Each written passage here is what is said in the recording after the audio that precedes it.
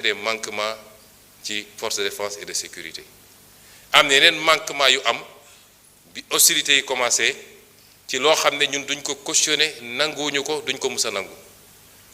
dafa am loo xam ne moom lañ doon jàmbat démb duñ ko nangu tey l'usage disproportionné de la force mënuñu ko nangu jàpp étudiant bu désarmé moom dong nekk ci diggu juróomi policier fukki policiers ñu lay dóor di la wéq loolu santuñu ko kenn bokkul ak maintien de l'ordre les biens matériels ay moto grèvewul sànniwul xeer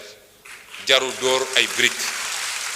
yooyu c'est des habits yu ñu mënut a nangu mu des ni bakkan rot na ci lañ ca war a def nañ ko mooy ca saase la ñu ubbi enquête fii ay nit rey nañ fi ay dizaine personnes ñoom ñoo doon couvrir affaire yi yemuñu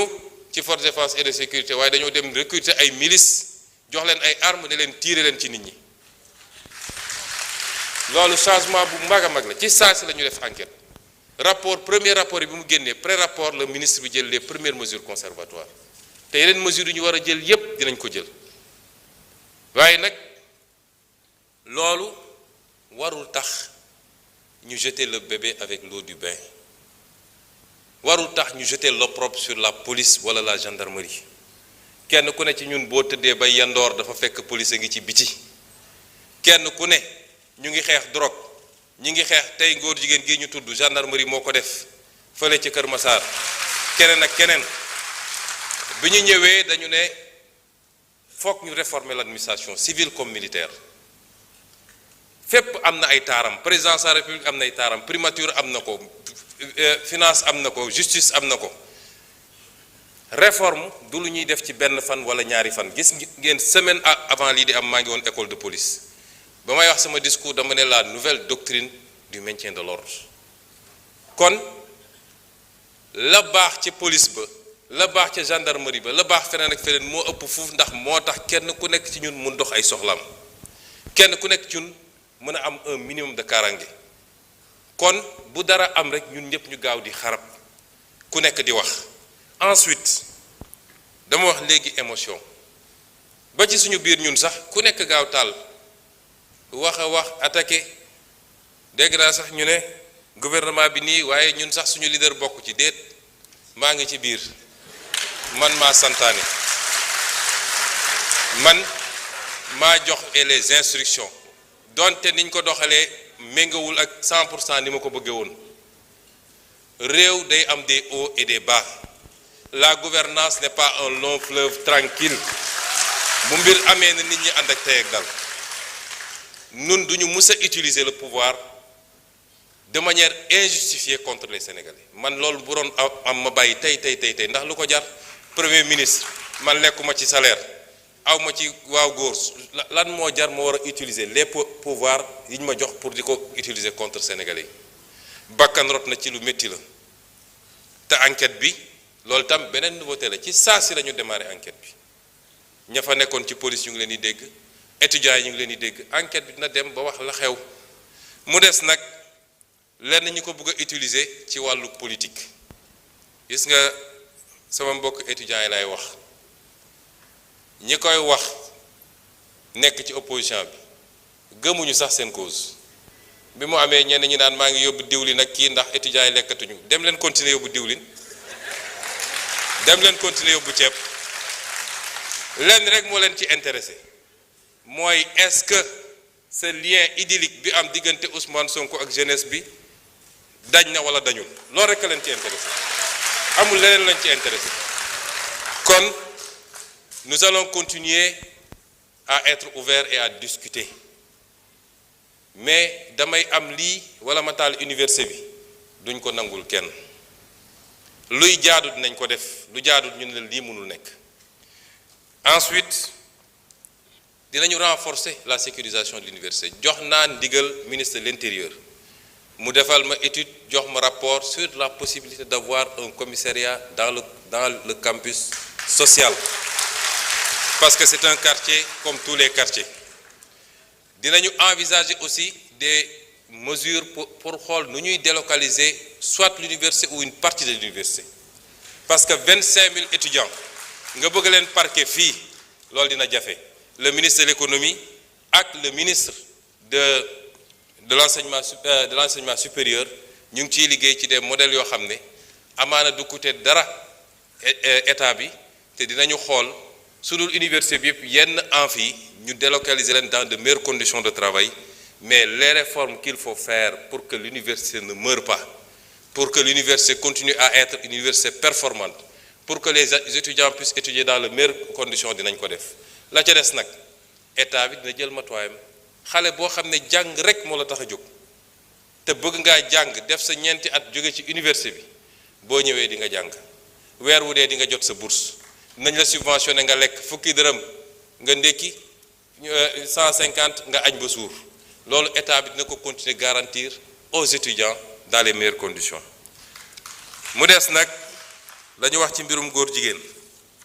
defe naa ñaar ñi ci wax kenn ki moom il est téméraire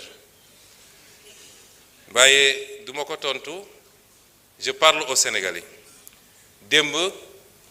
saisir naa moi-même le président de l'Assemblée nationale pour transmettre ko le projet de loi c'est le premier projet de loi que je porte moi-même et je l'assume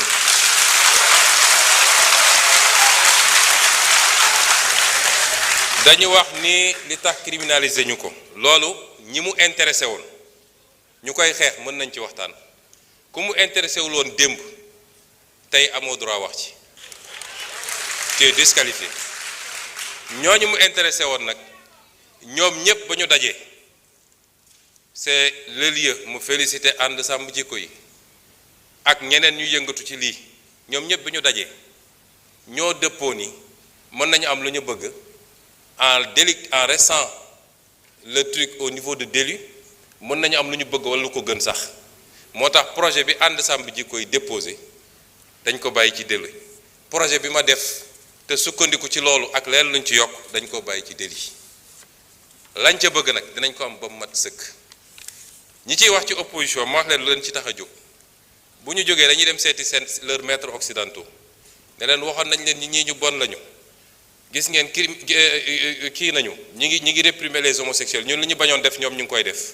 dañ koy politiquer foofu ci occidentaux yi ak ci lobby yi loolu la ñuy def gëmuñu sax li jëm ci loolu su dee temps bi dina ko permettre ma faram-fàccee la nekk ci loi bi article 319 toute personne qui aura commis un acte contre nature sera punie d'un emprisonnement de 5 à 10 ans donc et d'une amende de 2 millions à 10 millions de francs loolu la ñu wax sans préjudice des autres peines si l'acte est commis avec un mineur le maximum de la peine sera prononcé ñu ne le juge ne pourra prononcer le sursis ni réduire l'emprisonnement au-dessous du minimum de la peine prévue à l'alinéa 1 du présent article loolu verrouillé nañu juge bi ba moom ci boppam mënatul bàyyi nit mu dem ni mu tuuti 5 ans yi dina ko wax ni mu tuuti kon loolu soxlawoo criminaliser pour am ko ñu teg ci ni tout acte sexuel ou à caractère sexuel entre deux personnes de même sexe constitue un acte contre nature ñu définir ko mësuñu koo définir tout acte sexuel ou à caractère sexuel entre deux personnes de même sexe ou tout acte sexuel à caractère sexuel commis par une personne de l'un ou l'autre sexe sur un cadavre humain ou un animal. Toute personne qui aura fait par l'un des moyens énoncés à l'article 248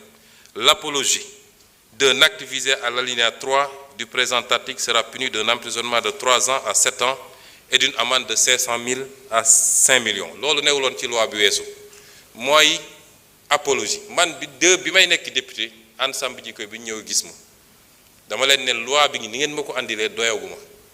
parce que une loi ne doit pas créer de l'insécurité juridique te loolu dinaa ci dellu si ma ne leen en tant que député du ma ko wote moo tax boobu wotewu ma ko woon suñ ko toggaatee nag ba mu mel ni mu war a mel kenn du ma ci njëkk ñu tegaat ni kon apologie bi ñay def la ñuy def dugg ci internet bi wala góor yi daje sol seen marinière def seeni truc am na ku ma ne ndax taaje boon bokk na ci loolu la ñu wax ne loolu bokkatuñu ensuite ñu ne constitue l'apologie d'un acte contre nature. Toute représentation publique par la parole, l'écrit, l'image, le geste, le son ou par tout autre procédé quelconque tendant à promouvoir l'homosexualité, la bisexualité, la transsexualité, la zoophilie, la nécrophilie ou toute autre pratique assimilée. foofu dañu am na ñu jàpp ne dañoo def dugal ci ay détails homosexualité dafa ëmb lépp bu dee bu jigéen bi la ñuy wax lesbianisme bu dee bu góor ñu ne gay wala xam lan donc su ñu nee homosexualité yóbbu na loolu yépp ñu ne toute personne qui aura financé ou appuyé le financement mosu cee bokk parce que xam nañ ni li gën a aggraver affaire bi mooy xaalis bu bëri bi ci gars yi di distribuer ci la ñuy appatee xale yu bëri ba ñooñu mujj nekk nag ay habitués li ñu wax ci feebar bi beneen affaire la et yeneen loi ñoo ko criminaliser yeneen loi ñoo ko pénaliser kuy transmettre feebar volontairement am na yeneen loi yu ko pénaliser loolu du rek diggante ñi ñuy tuddee borom ñaari tur yi waaye diggante hétérosexuel sax nit mun na dem di transmettre volontairement moo xam góor la moo tax jigéen la moo tax il faut ñu détacher ko ñu ne donc toute personne qui aura financé ou appuyé par quelque moyen que ce soit une personne, un groupe ou une activité en vue de promouvoir ou de magnifier l'homosexualité, la bisexualité, la transsexualité, la zoophilie, la nécrophilie ou toute autre pratique assimilée sera punie des peines prévues à l'alinéa 5 du présent article. Toutefois, n'entre pas dans le champ d'application du présent article les actes accomplis par les structures et organisations de santé dûment agréées dans le cadre des politiques de santé. loolu tam dafa am ñoo xam ne seen liggéey ci loolu la màcc ñooñu mënuñ leen boole ci loi bi may profité nag di wax ak nit ñi li xew ci réew mi rafetul nekk di génne ay bulletins de santé jàmbur le statut sérologique des gens ñooñu léeg-léeg dañoo am njaboot seeni doom ñemeetuñu dem école ce qui se passe dans ce pays-là est inadmissible. Instruction, secret de l'instruction amatul diggante enquête bi parquet juge d'instruction tous les PV sont dans la rue kan moo jox nit sañ-sañ mu ne diw am na cancer wala am na sida wala am na lii et ça ana procureur dañu war a interpeller tout de suite ñu koy def c'est des familles qu'on est en train de détruire par l'irresponsabilité de quelqu'un boo xam ne peut-être moom la mais doomam il n'a pas demandé ça léegi bu demee école ñu ne kii papam moo dafa am sida est-ce que moom amul sida au nom de quoi on le fait ak ñi nga xam ne dañoo jàpp ni ñoom la yàlla wàcce pour ñoom ñu wax ci lii ñoom dong am na ci ñu jàmbaar macha allah am na ci ñu ëppal moo tax am na ci kenn koo xam ne bi ma déggee ñu ne jox nañ ko sécurité dama ne ministre de l'Intérieur dama jëli sécurité bi parce que kenn sant ko muy génne ay liste di joxe ay turu jàmbur nañu waxante dëgg lii c'est une prérogative régalienne état ak ses structures ñoo koy gérer waaye xam naa liste beeg te suñu la nee andil preuve doo ko andil loolu tegul fenn nañu bàyyi loolu ñu teg ci ni les personnes déclarées coupables des infractions prévues par le présent article seront privées des droits énumérés à l'article 34 du présent code pour une période de 10 ans à compter du jour où les peines principales sont devenues définitives. On parle ici de perte de droits civiques.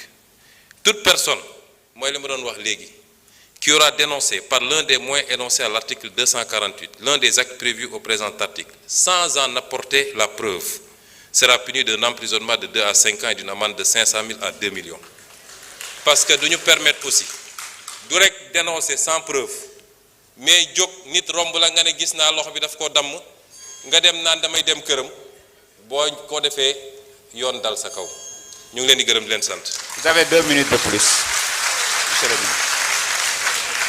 Il vous reste 2 minutes, hein? Ah, il vous reste 2 Ouais, c'est 32 minutes.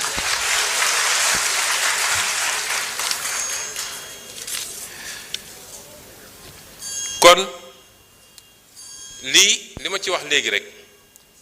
dafa am loo xam ne nag bu ko ab réew bëggee parce que lii réew mi yépp jàngu bi jullit ñi ba ci bois sacré bi ñépp a ci daje ñépp a ci dëpp ay at ñu koy wax ay nit ŋànk fi réew mi ne duñ ko def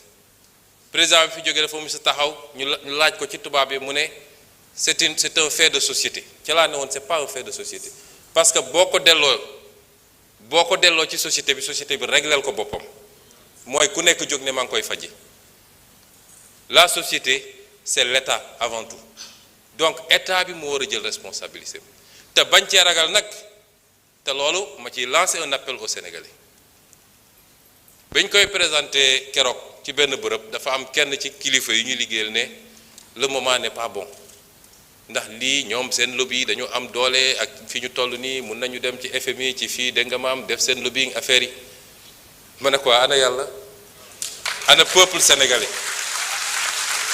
ana peuple sénégalais waaye nag peuple boobu laay waxal ku ñaan am ay dirigeants yu souverain ñeme li ñuy def jiital seen réew